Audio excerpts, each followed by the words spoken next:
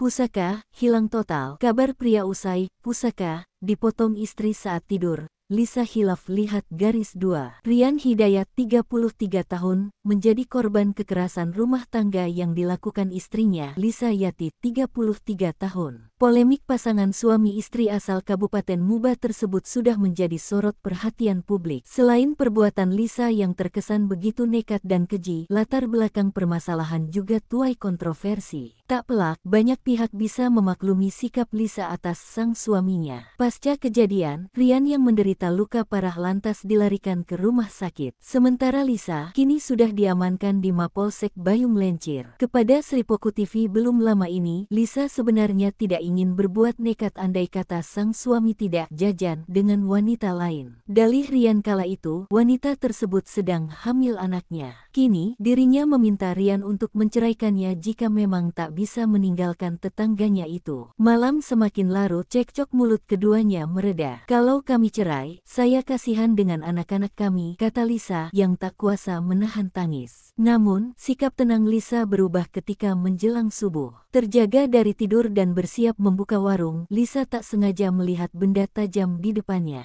Tak tahu apa yang ada di benak Lisa kala itu, ia mengambil benda tersebut dan melukai pusaka suaminya yang masih tidur. Beberapa hari pasca kejadian, kondisi Rian mulai membaik. Korban kini tinggal di rumah keluarganya di Jambi. Kanit Reskrim Polsek Bayung Lencir Ibtu Eko Purnomo mengatakan, saat itu korban pertama kali dibawa ke RS Bayung Lencir. Namun karena luka terpotongnya parah sehingga dirujuklah ke RSUD Jambi. Kondisi korban sangat memprihatinkan karena sama sekali tak memiliki pusaka, jelasnya.